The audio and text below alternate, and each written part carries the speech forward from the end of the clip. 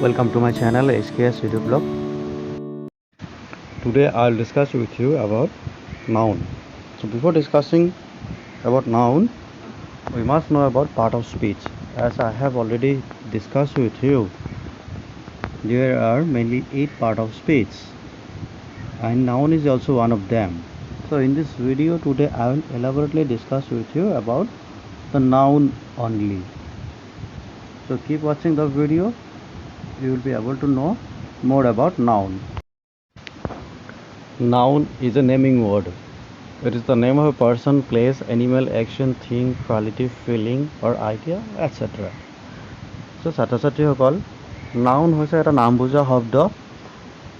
এই নাউনে যিকোনো ব্যক্তি, ঠাই, জীৱ জন্তু, কিবা কৰ্ম, বস্তু, কিছুমান গুণ, অনুভৱ, আইডিয়া এইবিলাকৰ নাম বুজায়। তো তোমালোকে ভিডিঅ'টো চাই থাকিবাচোন। Noun may be mainly categorized into two types: concrete noun and abstract noun. Concrete noun बोलले की बुझा जाना? It refers to the things which we can see or have a physical existence. যিবোৰ বস্তু আমি সাধাৰণতে চাব পাৰোঁ, চুব পাৰোঁ আৰু আছে, আমি টাচ এণ্ড ফিল কৰিব পাৰোঁ, সেইবোৰ হৈছে কংক্ৰিট নাউন। আৰু এবষ্ট্ৰেক্ট নাউনটো হৈছে ইয়াৰ সম্পূৰ্ণ অপজিট, যিটো বস্তু আছে কিন্তু আমি চুব নোৱাৰোঁ, দেখিব নোৱাৰোঁ, জাষ্ট অনুভৱ কৰিবহে পাৰোঁ, সেইবোৰ হৈছে এবষ্ট্ৰেক্ট নাউন। আকৌ চাবাচোন, এই কংক্ৰিট নাউনকো 4টা ভাগত ভাগ কৰা হৈছে: proper noun, common noun, collective noun and material noun. So thus overall we may divide noun into 5 different types, and these are proper noun, common noun, collective noun, material noun and abstract noun. Proper noun. A proper noun is a name which refers only to a single person, place or things, and there is no common name for it. A proper noun always begins with capital letter. For example, Melbourne. It refers to only a particular city. Steve refers to a particular person. These are the example.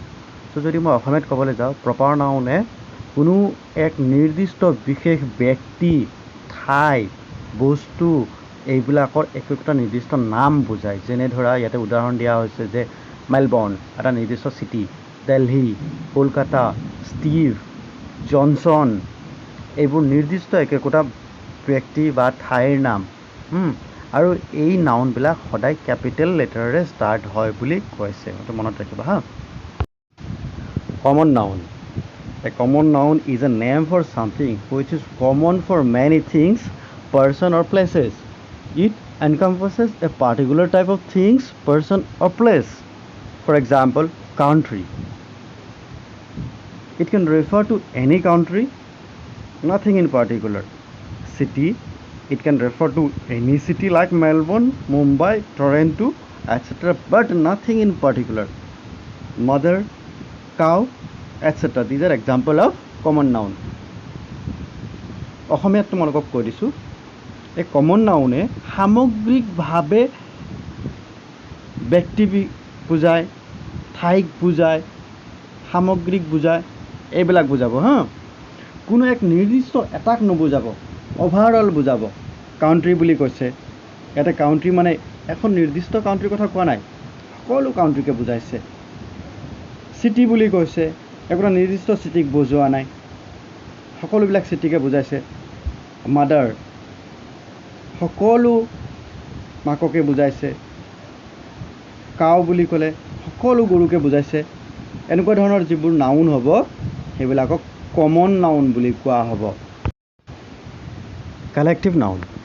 A collective noun is a word for a group of things, people or animal. For example, family, team, jury, cattle, etc. If you want to take example, say this example: his family is a happy one. Here family refers to the entire family. There are more than one members in that family, so it is a group of people. There are three teams.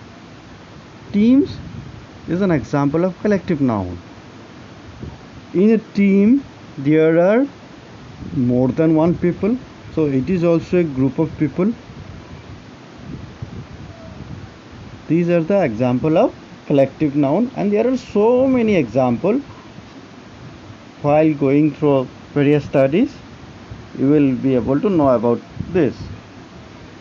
অসমীয়াত তোমালোকক বুজাই দিছোঁ যিবোৰ নাউনে কিছুমান বস্তু সামগ্ৰী জীৱ জন্তু এইবিলাকক একেলগে সামৰি লয় সেই শব্দটোৰ মাজত বহুকেইটা সংখ্যা সোমাই থাকে সেইবোৰে কালেক্টিভ নাউন বুজাব যেনেকৈ ফ্যামিলি মানে পৰিয়ালৰ মাজত বহুত মানুহ থাকি যায় টিমৰ মাজতো কেইবাজনো মানুহ থাকে জুৰি কেতিয়াবা এজনেৰে জুৰি হয় জানো যিবিলাক বিচাৰক থাকে বিচাৰক মণ্ডলী বুলি কোৱা হয় কাৰণ তাতে এজনতকৈ বেছি বিচাৰক থাকে কেটল যিবিলাক গৰু ছাগলী সেইবিলাকতো একেলগে থাকে নহয় এইবোৰ ধৰণৰ যিবোৰ নাউন আছে ইহঁতক কালেক্টিভ নাউন বুলি কোৱা হয় ম্যাটেৰিয়েল noun it denotes the matter or material which things are made example gold silver iron wood plastic glass cotton clay steel etc so this example Meera has a table made of teak wood here the table which Meera has that is made of one particular wood and that is teak wood here wood is the material so the second example bottles are made of plastic so plastic is here material plastic is used to produce that particular bottles তোমালোকক মই কৈ দিছোঁ যে এই material নাউনে এটা সামগ্ৰী বুজাব যি সামগ্ৰীৰে সেই বস্তুটো বনোৱা হৈছে এই সামগ্ৰীবোৰ বা বস্তুবোৰ চোৱাচোন gold silver iron wood glass plastic cotton clay steel এইবিলাক কিছুমান নিৰ্দিষ্ট সামগ্ৰী যি সামগ্ৰীৰে একোটা বস্তু বনোৱা হয় Meera has a table made of teak wood মীৰাৰ যিখন টেবুল আছে সেই টেবুলখন কিহেৰে বনোৱা হৈছে কাঠেৰে বনোৱা হৈছে টিক উড বুলি কৈছে এটা টিক এজাতি গছৰ নাম কাঠেৰে বনোৱা হৈছে কাঠ সামগ্ৰী হয়নে নহয় মেটেৰিয়েল হয় bottles are made of plastic বটলবিলাক কিহেৰে বনাইছে প্লাষ্টিকেৰে বনাইছে এই প্লাষ্টিকটো হৈছে সামগ্ৰী এই যিবোৰ সামগ্ৰী এই সামগ্ৰীবোৰকে মেটেৰিয়েল নাউন বুলি কোৱা হয় abstract noun an abstract noun is a word for something that cannot be seen but it is there it has no physical existence there are so many examples of that kind of noun cleverness goodness kindness wisdom etc are few qualities people have and it is there we cannot touch it we just feel from our inside after then poverty youth manhood childhood death sickness these are actually exist in the society but we cannot actually touch them laughter theft movement flight revenge these are some action and this happens we cannot actually touch or this cannot be seen these are the example of abstract noun এই abstract noun বিলাক সেইবোৰ যিবোৰ নেকি actually আছে কিন্তু আমি touch কৰিব নোৱাৰো জাস্ট অনুভৱহে কৰিব পাৰো আৰু ফিল কৰিব পাৰো সেইবিলাকক এই abstract nounৰ ভিতৰত ধৰা হয় বহুত এক্সাম্পল আছে তোমালোকে যেতিয়া স্টেপ বাই স্টেপ পঢ়ি গৈ থাকিবা এইবোৰ তোমালোকে পাবা ইয়াৰ উপৰিও আৰু কিছুমান নাউন আছে যেনে ধৰা countable noun uncountable noun group noun এইবিলাক কাউন্টেবল নাউন সেইবিলাক যিবোৰ নেকি আমি কাউন্ট কৰিব পাৰো যেনেকুৱা car cousin pencil box book etcetera 1 book 2 book এইবিলাক কিছুমান কি হয় সিঙ্গেল থাকে বেছিকৈ থাকে বা এটাতকৈ বেছি থাকে দুটা থাকে 10টা থাকে 50 থাকে যি হক আমি গণিব পাৰো আৰু নাউন আছে চোৱা আনকাউণ্টেবল নাউন। এইবোৰ কি হয় বহুত বেছি পৰিমাণে থাকে, আমি তাক 1 2 3 4 আমি মেজাৰ কৰিব নোৱাৰোঁ, গণিব নোৱাৰোঁ।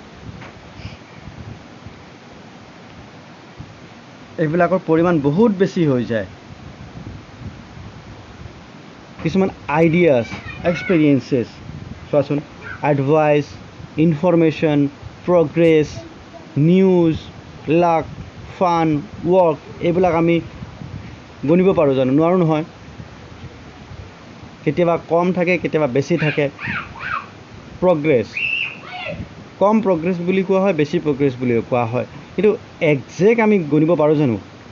আপোনাৰ জানো মেটেৰিয়েল ছাবষ্টেঞ্চ কিছুমান চোৱা, water, rice, cement, gold, milk, এইবিলাক আমি এটা দুটা তিনিটা এইবোৰ গণিব পাৰোঁ নেকি? নোৱাৰোঁ নহয়। আমি ইয়াক কেজি বা লিটাৰ এনেকৈ আমি সিহঁতৰ কাউণ্ট কৰিব লাগে, যাতে বহুত থাকি যায় ভিতৰত, এটা দুটাকৈ আমি ছেপাৰেট কৰিব নোৱাৰোঁ।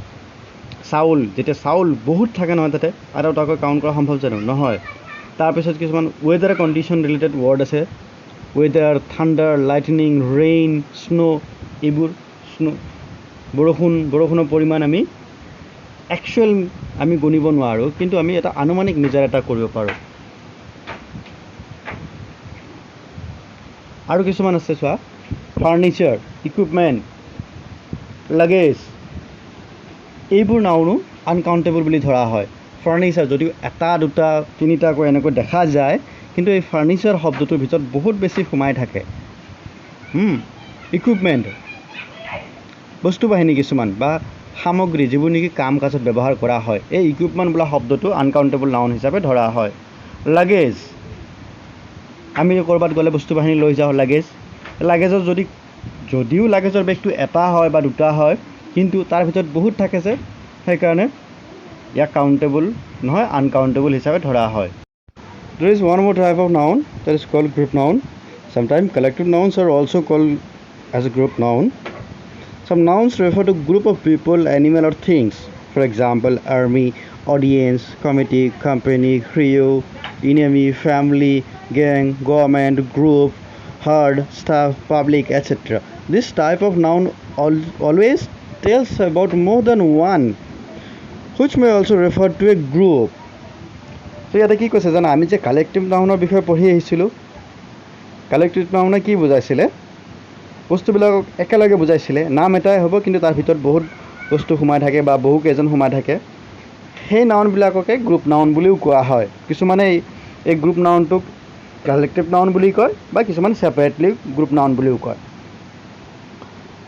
এজ আৰ্মি বুলি কোৱাৰ লগে লগে এজন আৰ্মিক নুবুজায়, গোটেই আৰ্মিৰ যিটো ছ'চাইটি আছে সেই গোটেই আৰ্মি বুজায়। অডিয়েঞ্চ মানে দৰ্শকৰ এজন দৰ্শকক নুবুজায়, ইয়াতে গোটেই যিমান দৰ্শক থাকে, 100 200 1000 যিমান দৰ্শক, বহুত দৰ্শক থাকে নহয়, সেই গোটেই দৰ্শক মণ্ডলীক দৰ্শক বুলি কোৱা হয়।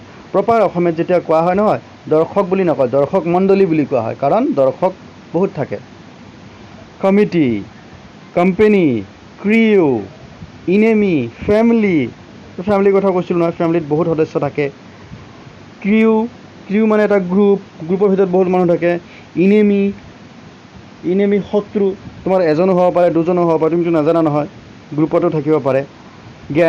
গেং মানে গ্ৰুপ, যেতিয়া বেয়া মানুহৰ গ্ৰুপ এটা হয় সেইটো গেং বুলি কয়। গভৰ্ণমেণ্ট, চৰকাৰ এজন মানুহে চৰকাৰ হয় জানো?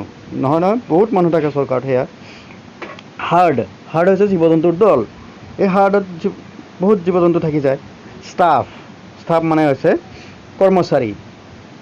কৰ্মচাৰী এখন অফিচত বহুত কেইজন থাকি যায়। এই গোটেইবিলাকে কি বুজায়? একোটা গ্ৰুপ বুজাইছে, এটাতকৈ বেছি বুজাইছে, সেইকাৰণে এইবিলাকক গ্ৰুপ নাউন বুলি কোৱা হয় আৰু কালেক্টিভ নাউন বুলিও কোৱা হয়। আশা কৰোঁ ছাত্ৰ ছাত্ৰীসকল তোমালোকে ভিডিঅ'টো ভালদৰে চালা, পাঠটো ভালদৰে বুজি পালা। যদি তাৰে মাজতে কিবা তোমালোকৰ অসুবিধা বা ডাউট থাকি গ'ল, তোমালোকে মোক কমেণ্টত জনাবা। সেই সমস্যাবোৰ তোমালোকক মই নেক্সট ভিডিঅ'ত সমাধান কৰি দিম।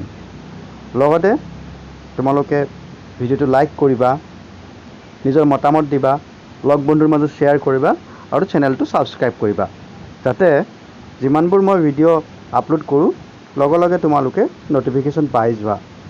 So thank you students, thank you so much for watching the video and also stay connected with HKS Edu Block.